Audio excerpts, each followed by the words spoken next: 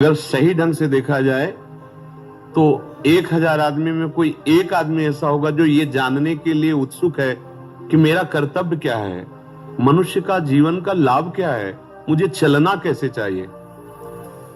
सब मनमानी आचरण हो रहे हैं। अब ऐसी ऐसी मतलब बस यही कि जितनी जल्दी हो सके अपने को भगवान के चरणों में समर्पित करके अगला जन्म ना हो, नहीं तो आगे ऐसा समय जो आएगा ना, धर्म कर्म भजन साधन, ये तो राक्षसी प्रवृत्ति बढ़ती चली जा रही। राक्षसी प्रवृत्ति मतलब उसका क्या, आप लोग तो संसार में समाचार सुनते, सब देखते हैं, सब जान रहे हैं। बिना भगवान का आश्रय लिए, बिना शास्त्रों का स्वाध्याय किए, बिना सत्संग किए पशुवत बुद्धि की वृद्धि होती रहती है, पशुता बढ़ती रहती है।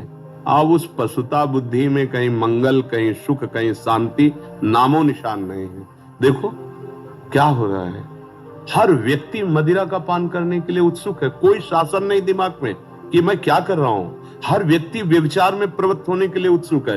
मतलब धन भोगों की बाहुल्यता और मनमानी आचरण, इतना जीवन रह गया है। ये तो राक्षसी जीवन है, मनुष्यता नहीं है। दैवी संपदा की तो बात जाने दो, साधुता की तो बात जाने दो। अब केवल सबका उद्देश्य यही हो रहा है, धन मिल जाए, वाहवाही मिल जाए, मनमानी भोग मिले। तो ये तो बहुत दुर्लभ बात है कि आप ऐसी जगह रहते। वर्ष का बच्चा है, वो वीरपात दोष से इतना विक्षिप्त हो चुका है क्योंकि उसको सिखाया गया हस्त में तुम, उसको सिखाई गई गंदी बातें। डॉक्टर बता रहे हैं आप स्वस्थ रहोगे अगर ऐसा करोगे। विद्यार्थी आपस में सपोर्ट कर रहे हैं। पहले गुरुकुलों में वास होता था, गुरुजनों की शास्त्र सम्मत आज्ञा से 20 वर्ष 25 वर्ष तक ब्रह्मचर्य हष्ट पुष्ट हुए, फिर गृहस्थ में गए, सुंदर संतान उत्पत्ति रूपी भगवत पूजा, धर्म से चले, चौथी अवस्था में फिर वैराग्य और भजन करके मोक्ष को प्राप्त कर। अब क्या चल रहा है, क्या चल रहा है, छोटे छोटे बच्चे व्यसन करते। इतनी बुद्धि प्रवीण छोटे छोटे बच्चों की, ओहो, अगर यही बुद्धि सतमार्ग में लग जाए तो अभी सब आनंद हो जाए। बहुत प्रवीण है, आज तक मोबाइल चलाना नहीं आता, इतना बड़ा बच्चा हो, सब जानता है कैसे खोलना है, कैसे। आश्चर्य, कितनी बुद्धि प्रवीण। हम लोग इतने हो गए लेकिन हमें ज्ञान नहीं, और उसको ज्ञान है, वो कहां से कैसे सर्च करना है, क्या सब उसको ज्ञान है। अगर यही ज्ञान अच्छे मार्ग की तरफ, माता पिता को प्रणाम करना, उनकी सेवा करना धर्म से, तो हमारे देश के भविष्य बन जाए। छोटी छोटी अवस्थाओं से ऐसे आचरण, ऐसे दृश्य, ऐसा संयोग, सो बच्चे यहाँ सब। तो किसी को हम कहें कि मान लो स्त्री सुरक्षित नहीं तो पुरुष सुरक्षित है क्या? बुद्धि ही उसको भ्रष्ट कर रही है। मान लो बाहरी राक्षसी बुद्धि में तो ये बात आ गई कि वह स्त्रियों के साथ ऐसा भाव करते हैं, लेकिन आप देखो ना वो अपने साथ क्या कर रहे हैं। शराब पी करके, मांस खा करके, गलत आचरणों के द्वारा डिप्रेशन में पहुंच रहे, जल रहे हैं, रात दिन जल रहे हैं। आगे जो उनका परिणाम आने वाला है वो तो बहुत ही भयावह होगा। आप सब देखते, हम बार बार इशारा करते, बोले क्या, बोले इतने की कार और शीशा लाख और उसी में जल गए। क्या हुआ, जला जला के खाए हो ना दूसरे जीवों को, बहुत धनी बनते थे ना, अब जलो उसी पे। बहुत हो उसमें, कर्म तुम्हारा तुम्हें नष्ट कर देगा। तो इसलिए हम ये भी प्रार्थना करेंगे कि कहीं भागने की जरूरत नहीं है कि आप किसी एकांत सेवन के लिए जाएं। भगवान सबके हृदय की बात देख रहे हैं। आप अंदर से प्रभु के चिंतन में, क्योंकि अगर ना होती तो आपका ये निर्णय नहीं होता। जैसे आप बोल रहे हैं ना, ये पहचान है कि आप भगवत चरणारविंद के आश्रित हैं, भजन में लगी हैं। तो ये दशा जो आती तभी आती है जब भजन होता है। तो सत्य बात यह कि इतने बड़े विषय प्रपंच में रहते हुए तुम्हारे मन की स्थिति ये है, विषयों के बीच में बैठकर जो समाधि को प्राप्त होता है वही सच्चा महात्मा है। एकांत गुफा में समाधि में प्राप्त हुए, पर संसार में जब आए तब फिसल गए। इसीलिए अगर बाजार में बैठकर तुम ध्यानस्थ हो और घर में रहकर तुम बैरागी हो तो त्रिभुवन में तुम्हें कोई परास्त कर ही नहीं सकता। सोचो, कुछ ऐसे साधक हैं जो पत्नी से ब्रह्मचर्य लिए हुए हैं, हम उनको प्रणाम करते हैं। दोनों मित्र बन करके संयम से रह रहे हैं। कितना बड़ा ब्रह्मचर्य का नियम है, कितना बड़ा सद आचरण है कि एक ही घर में रहना और दोनों संयम से रहना। तो हमें तो लगता है इससे बड़ा संन्यास और क्या होगा। घर में रहकर संयम से रह रहे हैं, क्या बात है, मतलब प्रणाम योग्य है। हम लोग डरते हैं चूक ना हो जाए, वो उसी चूक में रहते हैं और चूक नहीं करते हैं, तो बहादुर वो ये कि हम। तो हमें लगता है भागने की जरूरत नहीं है, हमको वही अभ्यास करना है जहां हमारी विरोधी वृत्तियां हैं, और अगर वह अभ्यास दृढ़ हो गया तो कहीं अभ्यास फेल नहीं होगा। और अगर एकांत में अभ्यास दृढ़ हुआ तो समाज में फेल हो जाएगा, और समाज में दृढ़ कर लिया तो एकांत में तो और वो गाढ़ भाव को प्राप्त हो जाएगा। भागने की जरूरत नहीं है। आज ऐसी हवा चल रही है कि कहीं भी, बात बहुत विवेक से समझना, अगर आप दृढ़ नहीं हैं तो कहीं भी कुछ नहीं है। आप दृढ़ हैं तो सब जगह वही है, और आप दृढ़ नहीं हैं तो सब जगह माया ही माया है। दो ही पक्ष है।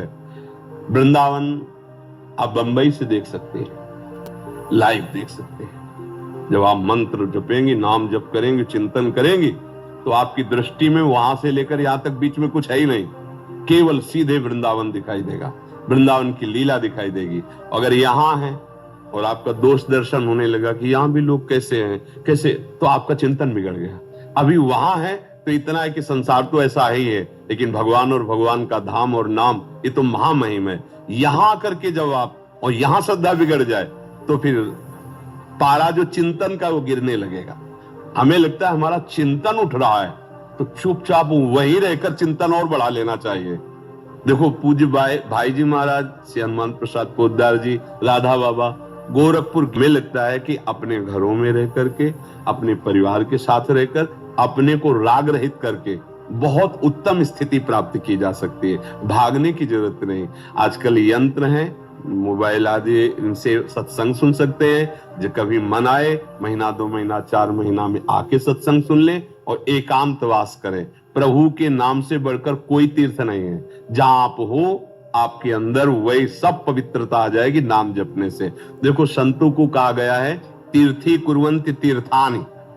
जहां संत जन तीर्थों में चरण रख देते तो तीर्थ पवित्र हो जाते हैं। तो क्यों? क्योंकि उनके हृदय में नाम चल रहा है। बात समझना, नाम चल रहा तो उनमें इतनी सामर्थ्य है कि लोग तीर्थों में पवित्र होने जाते हैं और वो तीर्थों को पवित्रता प्रदान करते हैं। जब श्री भागीरथ जी गंगा जी को प्रसन्न किया तो गंगा जी ने 2 बातें कही कि एक तो मैं ब्रह्मलोक से नीचे गिरूंगी तो मुझे मृत्युलोक में रोकेगा कौन, क्योंकि इतनी प्रबल धारा तो हम रसातल को चली जाएंगे, तुम्हारा काम नहीं बनेगा, जो पुरखे हैं उनके। दूसरी बात, जब मैं भूतल में जाऊंगी तो पापी लोग मेरा स्पर्श करेंगे, वो तो निष्पाप हो जाएंगे, पर मेरे में मलिनता बढ़ेगी, मैं निष्पाप कैसे होंगे।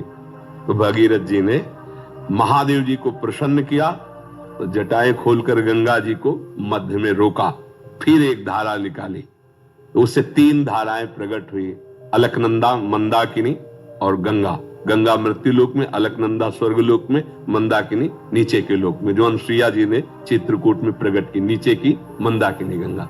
और कहा कि जो निरंतर भगवान का भजन करते हैं ऐसे संत जन जब आप में चरण रखेंगे तो हे गंगा आप निष्पाप हो जाओगे। अब आप विचार करो, गंगा जी को भी पावन करने की सामर्थ्य भगवान नाम जापक में, वो नाम आपके पास है, वो भगवत चिंतन आपका, जहां बैठोगी तो जगत पावन हो जाएगा। मम भक्ति युक्तो भुवनम पुनातु। कहीं भागने की जरूरत नहीं है, किसी के पास जाने की जरूरत नहीं है। अगर हमें शब्द मिल रहा है तो सुन लो, आचरण उतार लो, सब काम बन जाएगा। हमें अपना काम बनाना है। मिठाई वाला कैसा, हमसे मतलब नहीं, हमें मिठाई से मतलब। मिठाई अच्छी लगी, खा ले, राधे साहब, उसे ले, पूछते तुम कौन हो, क्या हो, तुमने खाया है, तुमने, तू जान, तेरा काम जान। तुम जो हमें मिठाई दे रहा है बहुत टाप की है। संत महापुरुषों के वचन, उनको पकड़ लो, वो आपको वहीं से दर्शा देंगे कि है क्या चीज। नहीं, आप पास रहते हुए भी हमें नहीं जान सकते, ना सत ना असत, दोनों का परिचय नहीं प्राप्त कर सकते। और जो हम कह रहे हैं, भजन में लग जाओ तो तुम जहां होगे स्वप्न में तुम्हें परिचय मिल जाएगा कि कौन है। जागृत में तुम्हें अनुभूति होने लगेगी कि मुझे तो साक्षात ब्रह्म का दर्शन हो रहा है, मुझे तो साक्षात ब्रह्म का सानिध्य मिल रहा है। फिर कोई बात नहीं, जब अनुभव हो गया तो बात, जब तक अनुभव ना हो, हमारी प्रार्थना है, मतलब कोई भी कहीं भी दूरी बना के रखो, तभी धोखा से बच जाओगे। प्रार्थना है, नहीं तो फिर तुम्हारी श्रद्धा नष्ट हो जाएगी। हम क्या बोल रहे हैं उसको पकड़ो, मिलाओ, शास्त्र और संतों की भाषा मिलाओ, ठीक बोल रहे हैं कि नहीं बोल रहे। अगर तस्मात् शास्त्रम प्रमाणम और हृदय शीतल हो रहा है, राजी हो जाओ, बात पकड़ लो। जब आपको अनुभव हो जाए तब आप निश्चिंत हो जाओ। जब तक अनुभव ना हो तब तक दूरी बना के रखो। नहीं, उनकी बात पे भी अश्रद्धा हो जाएगी, संतों पे भी, तो फिर बात नहीं बनेगी। संत संग किया जाता है मन से, उनकी बात मान लो, तन को अपने व्यवहार कार्यों में रखो, समाज में रखो, अपनी मर्यादा में रखो, और मन से उनकी बात, उनको जरूरत है तो वस्त्र दे दिया, भोजन दे दिए, भाई गृहस्थ है, बस संबंध में दूरी होनी चाहिए। तो हम इस बात को ज्यादा सपोर्ट नहीं करेंगे कि आप किसी आश्रम में वास करें, अपने घर में रहो, जो कर्तव्य है वो अपने कर्तव्य को करो। जिस भजन ने ऐसी स्थिति दी है उसी भजन में पूर्णता है, खूब अंदर चलाते रहो, मगन हो जाओगे। किसी को सपोर्ट में लोगे, वो सपोर्ट हटेगा तो टूट जाओगे। तुम असंग रहो, भगवान का आश्रय, भगवान नाम का जप, तो तुम्हारे सपोर्ट से लोगों का कल्याण होने लगेगा, तुम्हें किसी सपोर्ट की जरूरत नहीं। माताओं, बहनों, भाइयों, सबसे प्रार्थना है किस गुरुजनों के, संतों के वचनों में अपने जीवन को लगा दो, बस इसे मंगल हो जाएगा।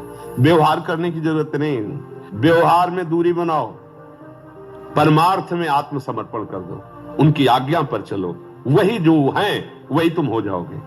तुम्हें पता चल जाएगा कि तुम किसका संग कर रहे हो। जब भजन करोगे ना, ऐसे ऐसे नहीं, ऐसे फिर गड़बड़ हो जाता है, फिर परमार्थ में भी अश्रद्धा हो जाती है।